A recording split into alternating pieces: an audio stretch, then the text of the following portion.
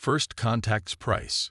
Captain Sarah Chen stood at the viewport of the ESS Hawking, watching the crystalline spires of the Meridian capital city shimmer under their binary suns. After 2 years of diplomatic relations with humanity's first alien allies, something felt wrong. The Meridians' once vibrant bioluminescent skin had grown dim, their movements more mechanical with each passing month. Another shipment of hegemony tech arriving, Captain. Lieutenant Rodriguez reported, pointing to a massive vessel descending through the atmosphere. Its sleek, quantum-powered hull bore the distinctive hexagonal markings of the galactic hegemony, the supposed peacekeepers of known space. Sarah's augmented eyes zoomed in on the cargo being unloaded. More gifts from the hegemony: quantum processors, antimatter reactors, neural interfaces, technology far beyond Earth's current capabilities. Technology that the Meridians somehow couldn't function without anymore. Run that analysis again, she ordered, her hand unconsciously touching the old-style mechanical watch at her wrist, a family heirloom that had kept perfect time for 3 generations without a single quantum particle. Rodriguez's fingers flew across his holographic display. Same results, Captain. Meridian biology is showing increasing dependence on hegemony tech. Their cellular structure is changing. The quantum processors aren't just integrating with their technology, they're integrating with their bodies. Sarah felt her jaw clench. The Meridians had been Earth's first friends among the stars, warning humanity about the hegemony's protective oversight of developing civilizations. They'd shared their own experiences, how the hegemony had arrived offering gifts of advanced technology, how each gift made the next one necessary, until... Message from Dr. Patil at the Earth Embassy, her comm officer announced. Priority 1, encrypted with that old radio cipher you insisted we keep. In my ready room, Sarah ordered, already moving. The door sealed behind her with a hydraulic hiss. No quantum locks on her ship. Thank you very much. Dr. Patel's hologram appeared, her normally composed features tight with concern. They're doing it again, Sarah. Just like with the Arcturus Collective. I've decoded more of those ancient data crystals the Meridians gave us when we first met. The hegemony. They're not peacekeepers. They're farmers, and we're their crops. Sarah leaned forward. Explain. The tech they give us. It's designed to create dependency. Biological, psychological, cultural. They've done this dozens of times. Find a promising species, gift them advanced technology, wait until they can't function without it. And then, Patel's hologram flickered. They owned them. Forever. The Meridians knew. They tried to warn us, but the hegemony was already working on them. Now they can barely remember why they wanted to warn us at all. Sarah's mind raced. Earth had accepted some hegemony tech, but their deep-seated distrust of authority, born from millennia of human history, had made them hesitant. That paranoia might have just saved them. How long do the Meridians have?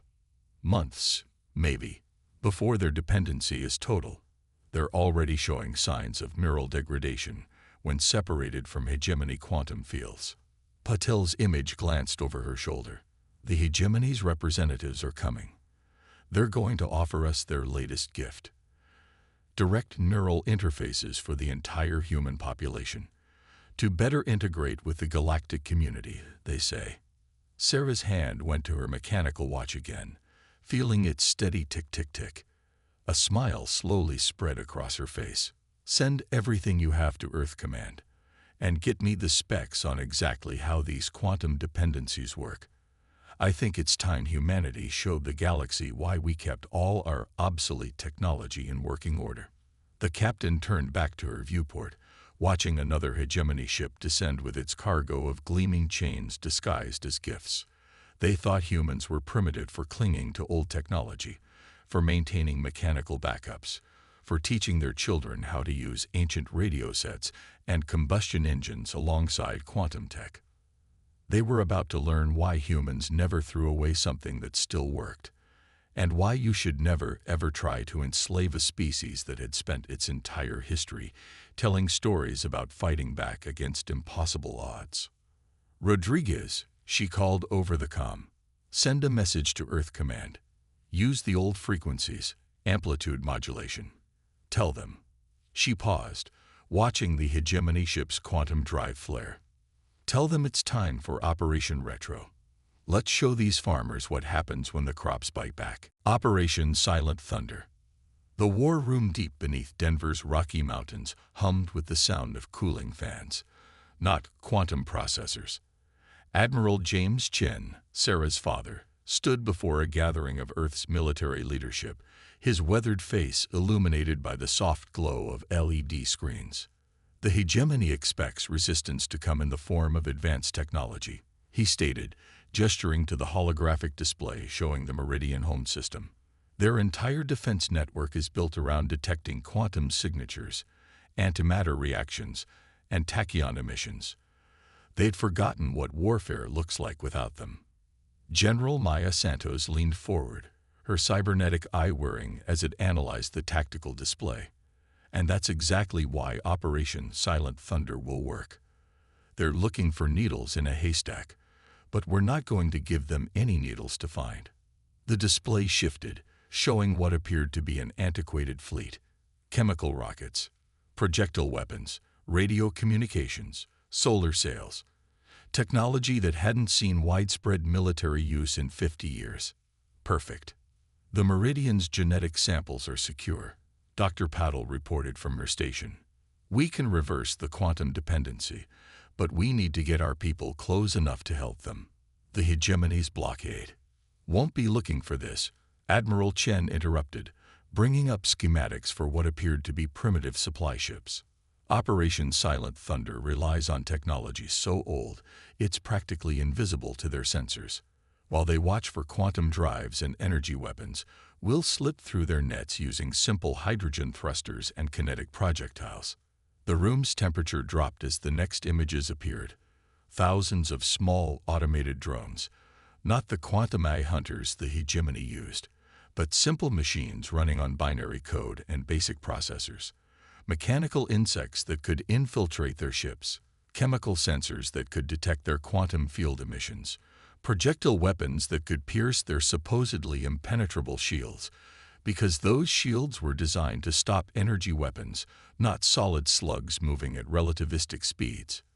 "We've been preparing for something like this since first contact," General Santos continued.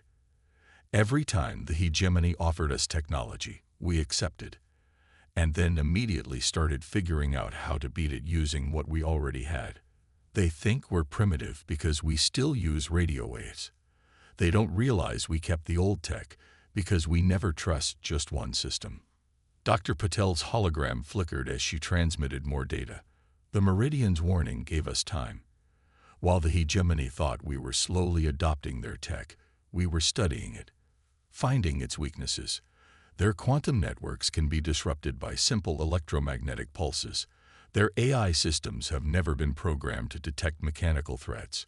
Their ships are blind to anything not powered by quantum energy." Admiral Chen's expression hardened as he looked at the assembled leaders. "The hegemony believes there are technological superiors. That humanity is just another primitive species to be harvested and enslaved. They're about to learn why humans still teach our children about the Trojan horse, about David and Goliath, about every time in our history when superior technology lost to superior strategy." The display shifted again, showing the deployment plans. Hundreds of small ships, powered by fusion drives and magnetic sails, would slip through the gaps in the hegemony's quantum detection grid. While their massive ships watched for energy signatures that would indicate advanced technology, humanity's primitive fleet would slide right past them. "We launch in 3 days," Admiral Chen announced. "The hegemony's representatives will be arriving to offer us their neural interface gift in 1 week. Instead of finding a compliant species ready to be enslaved, they're going to find an empty nest, and a lot of very angry humans ready to remind the galaxy that technological superiority isn't everything." As the leaders began coordinating their forces, Dr. Patel's hologram approached the Admiral. "The Meridians trusted us," she said softly. "They used the last of their free will to warn us, knowing it would doom them." Admiral Chen nodded, his hand moving to an old compass he always carried. A family tradition of keeping old technology functional. Then we're going to prove their trust was well placed. The hegemony thinks they've spent centuries perfecting their system of technological enslavement. We're about to show them why they should have studied human history instead of dismissing it. Every empire that thought itself invincible eventually fell to people they considered beneath them. Outside the war room, thousands of ships were being prepared. Not the sleek, quantum-powered vessels the hegemony would expect, but rugged, practical craft that looked like they belonged in a museum. Humanity's greatest weapons had always been ingenuity and determination. Now they would remind the galaxy why you should never underestimate a species that remembers its own history. The Underground Network. Lieutenant Maya Rodriguez crouched in the shadow of a massive loading crane at the New Singapore spaceport, her chameleon suit blending perfectly with the corroded metal. The suit's technology, based on cephalopod chromatophores rather than quantum camouflage, was invisible to hegemony scanners. Above her, their patrol ships circled like vultures, their quantum sensors searching for any sign of resistance. "Package Sunflower is ready for transport," whispered a voice through her analog earpiece. The Underground Network had adopted codes from Earth's historical resistance movements. Simple, impossible to crack because they relied on human context rather than computer algorithms. Maya watched as a group of dock workers, all resistance members, moved what appeared to be a standard cargo container. Inside, 20 Meridians lay in specially designed stasis pods, their quantum-dependent bodies stabilized by technology that looked primitive to hegemony scanners, but represented the cutting edge of Earth's independent technological development. "Hegemony enforcers approaching," warned her spotter. 5 signatures, heavy quantum emissions. Maya held her breath as the patrol passed. Their scanner arrays swept the area, looking for the advanced technology they assumed any rescue attempt would require. They didn't notice the simple copper wiring running through the cargo container's walls, creating a Faraday cage that blocked their scans. They didn't detect the chemical coolants keeping the Meridian stable, or the mechanical life support systems that operated without a single quantum circuit. "Remember Harriet," came the next code through her earpiece, referencing the ancient underground railroad that had once helped human slaves escape to freedom. Humanity had preserved these stories not just as history, but as instruction manuals for resistance. The cargo container moved slowly toward a waiting ship. To any observer, it looked like an outdated bulk freighter, the kind used for low-priority cargo that didn't justify the expense of quantum transit. Its hull was pitted and scarred, its engines were basic fusion drives, and its transponder broadcast old-style radio signals that identified it as the Star Wanderer, a registered garbage SCO. Maya smiled as the Hegemony Patrol passed overhead again. They were so focused on detecting quantum signatures that they completely missed the network of resistance operators moving right under their noses, using technology so old it might as well have been invisible. "Package secure," her earpiece crackled. "Initiating Operation Mockingbird." On cue, a dozen quantum signatures suddenly flared to life across the spaceport. Decoys, designed to draw hegemony attention. The patrol ships immediately changed course, racing to investigate what their sensors told them were unauthorized quantum devices. None of them paid attention to the old freighter beginning its slow ascent into orbit. Maya moved through the shadows toward her next position, her mind racing through the logistics of the operation. Similar scenes were playing out at spaceports across Earth and her colonies.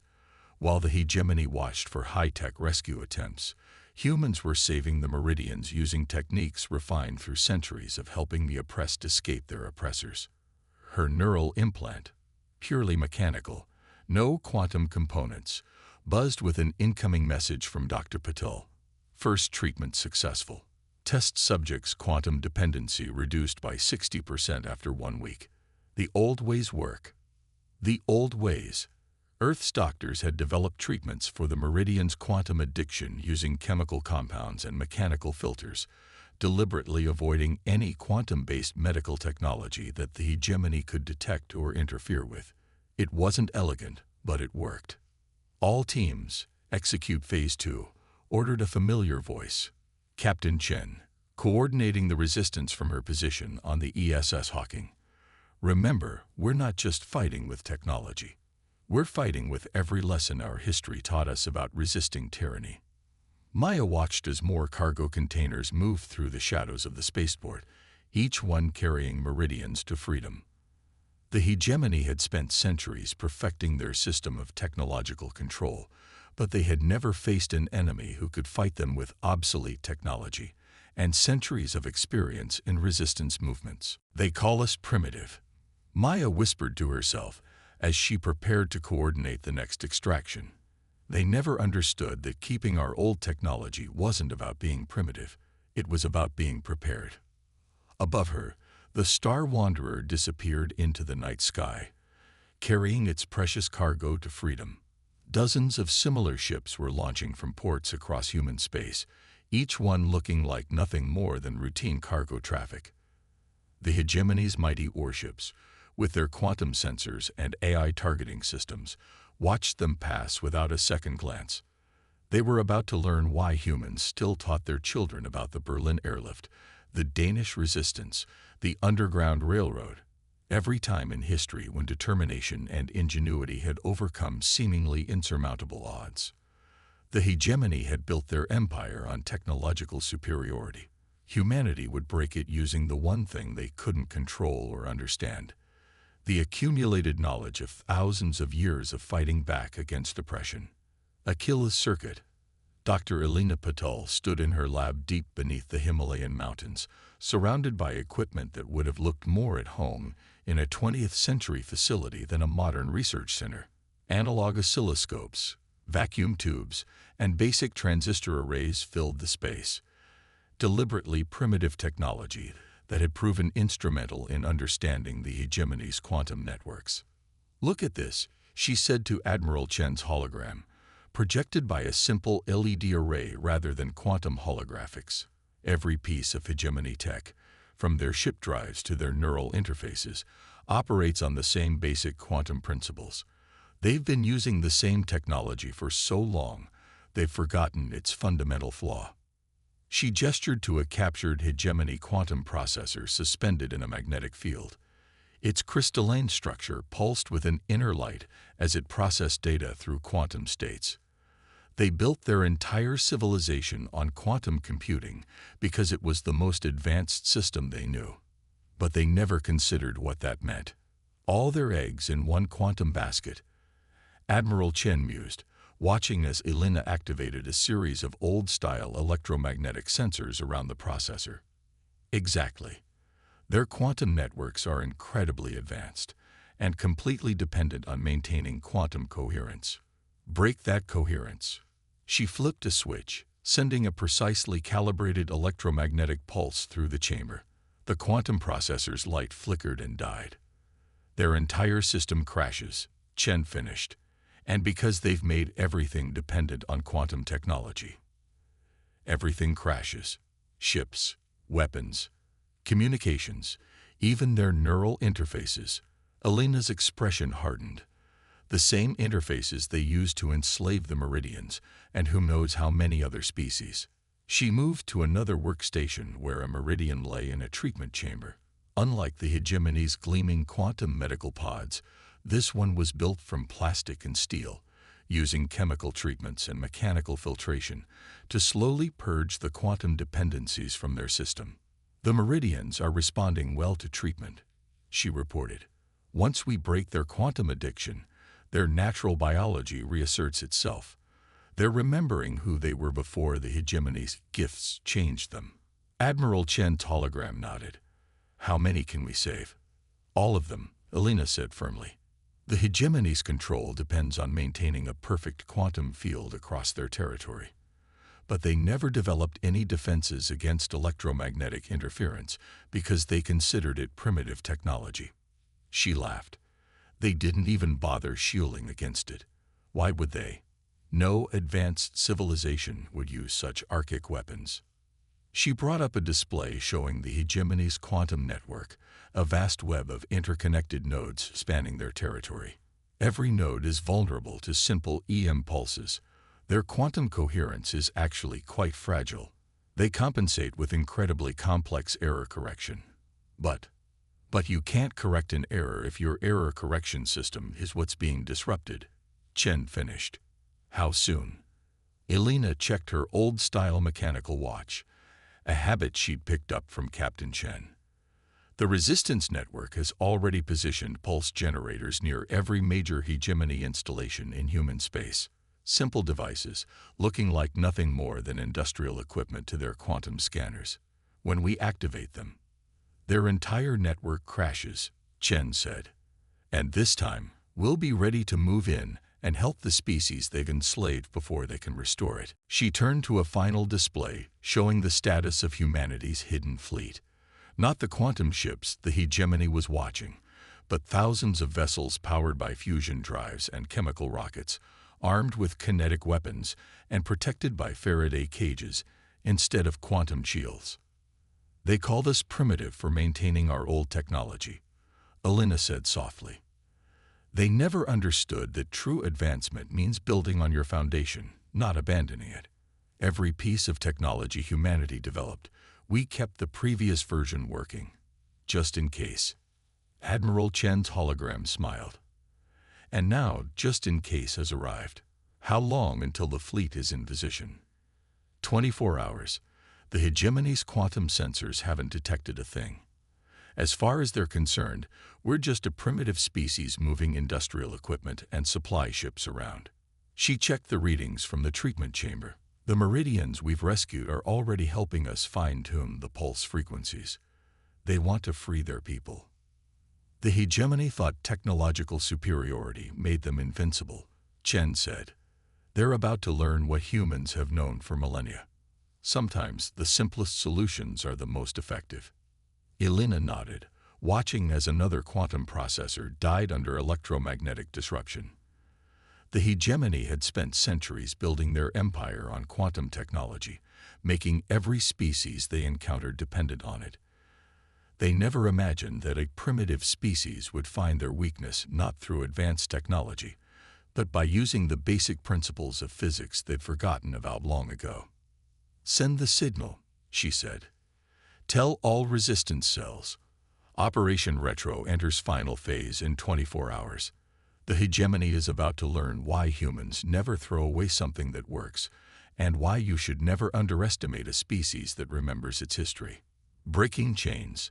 Captain Sarah Chen stood on the bridge of the ESS Hawking, watching the tactical display as thousands of green dots representing humanity's primitive fleet moved into position. The hegemony's massive quantum-powered warships hung in space above Earth, their commanders preparing to deliver their ultimate gift. Neural interfaces that would have enslaved humanity just as they had enslaved the Meridians. All resistance cells report ready, Lieutenant Rodriguez announced, his voice carrying across the deliberately analog bridge. No quantum communications here, just old-style radio waves and copper wiring. Pulse generators in position across all sectors. Sarah nodded, feeling the weight of history on her shoulders. Send the signal. All ships, initiate Operation Retro. Across human space, thousands of simple electromagnetic pulse generators activated simultaneously. To hegemony sensors, they had looked like nothing more than industrial equipment. Now they released precisely calibrated waves of electromagnetic energy, tuned to the exact frequency Dr. Patel had discovered would disrupt quantum coherence. The effect was immediate and devastating. Hegemony ships, dependent on quantum technology for everything from life support to artificial gravity, began dropping out of formation. Their quantum shields flickered and died. Their advanced weapons systems went dark. Even their neural interfaces failed, leaving their crews struggling to function without the quantum tech they'd become dependent on. Multiple hegemony vessels experiencing critical systems failure, Rodriguez reported, reading from a simple LCD screen. Their quantum network is collapsing. They can't even send distress signals. Their quantum communications are completely down. Sarah allowed herself a small smile. Launch rescue operations. Remember, we're not just fighting the hegemony, we're saving their victims. The human fleet moved in, their fusion drives and chemical rockets looking absurdly primitive next to the hegemony's quantum ships.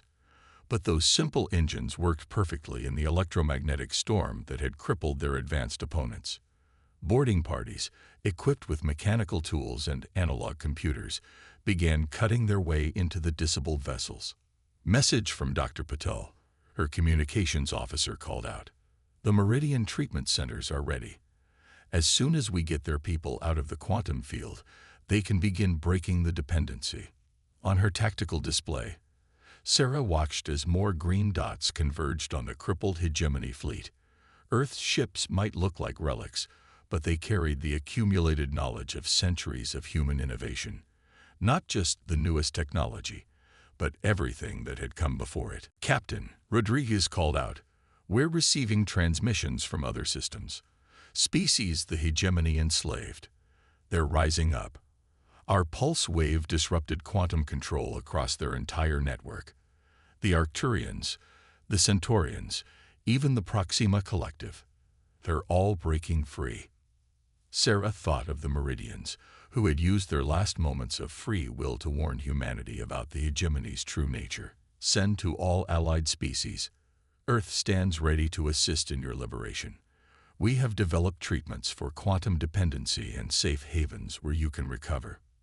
The bridge crew worked efficiently at their stations, using technology that would have been familiar to their great-grandparents. The hegemony had never understood why humans insisted on maintaining their obsolete systems, why they taught their children to use analog devices alongside quantum computers, why they kept libraries of paper books and manuals for old technology. They were learning now. Hegemony command vessel located, Rodriguez reported. Their leaders are trapped inside. Without their quantum tech, they can't even open their own doors. Prepare boarding parties, Sarah ordered, and get me a channel to their command center. Let's show them how primitive radio waves can be. The response came through her analog headset, filled with the kind of static the hegemony had thought they'd eliminated centuries ago. This is impossible, a hegemony voice wavered. Your species is not advanced enough to defeat our technology.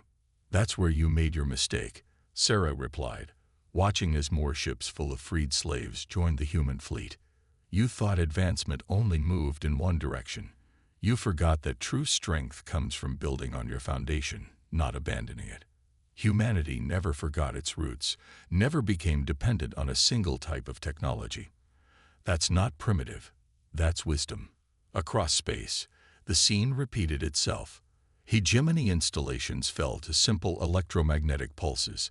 Their enslaved servant species, freed from quantum control, turned against their former masters. And human ships, powered by technology the hegemony had dismissed as obsolete, led the charge. Send to Earth Command, Sarah ordered as the last hegemony vessels surrendered. The chains are broken. Operation Retro is a success. She looked out at the stars, thinking of all the species now facing the challenge of rebuilding their civilizations without quantum dependency. It wouldn't be easy, but humanity had preserved the knowledge they would need, not just advanced technology, but every step along the way that had led to it. The hegemony called us primitive because we remembered our history, she said softly. They never understood that remembering where you came from is the key to knowing where you're going. Around her ship, the combined fleet of humanity and freed species began the work of dismantling the hegemony's quantum network. They would build something new in its place, not dependent on any single technology, but incorporating the best of both old and new, just as humanity had done. The age of quantum slavery was over. The age of true progress, progress that built upon the past rather than replacing it, was about to begin.